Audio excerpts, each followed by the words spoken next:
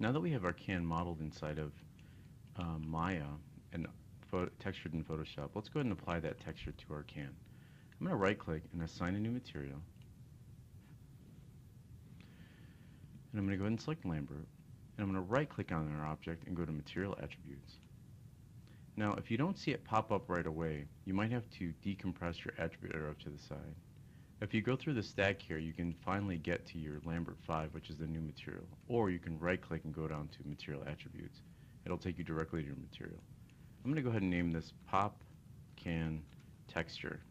This is important because when we go to export this to Unity or Unreal, this name transfers with it for that texture. Let's go ahead and click our option next to color here. We're going to select File, and in our folder here, we're going to go ahead and navigate to the desktop where our popcan is. You don't want to load up your PSD, you want to load up your Targa. I'm going to go ahead and hit open. Now if you apply it and you see it here, but you don't see it loading up here, all you have to do is hit 6. And there's our texture in our view. Let's do a little bit more preparation on our model before we rig it in the next video and animate it.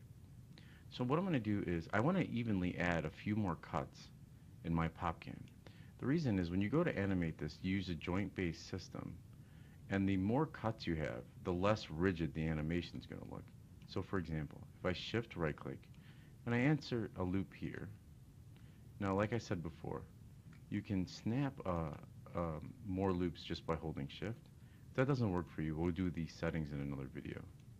You can see there. So I'm going to go ahead and just do something like this. So I added a few more cuts. Now if I right click, I go to vertex mode. I'm going to go ahead and hit E for rotate, but I'm going to hit B to turn on soft selection. And you'll notice there's like a yellow to red radius indicator. If you hold the B as in boy key down with the left click, you can sort of control that. But the reason I turn that on is because I want to show you that when I go to rotate this, notice how much smoother that movement is on my can now that I've added a few more loops. And also make sure to notice that I've evenly placed them out throughout my can. And that helps a lot too. So let's go ahead and undo that. Control Z. I'm going to hit B. And what we'll do in the next video is we'll go ahead and rig this